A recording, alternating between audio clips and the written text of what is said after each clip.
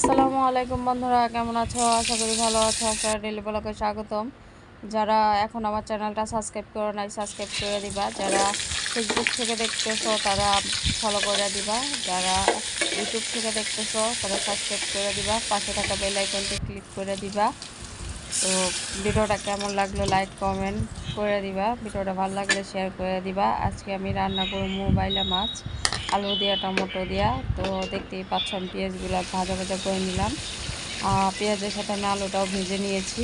তারপর পরিমাণ মতো হলুদ গুঁড়া, মরিচ গুঁড়া, স্বাদ মতো লবণ আর কুচি করে রাখা টমেটোগুলো দিয়ে ভালো করে মশলাটা কষিয়ে নিব। মশলাটা কষানো হয়ে গেলে আমি ঝোল দিয়ে দিব। ঝোলের মধ্যে আমি মাছগুলা দিয়ে দিলাম।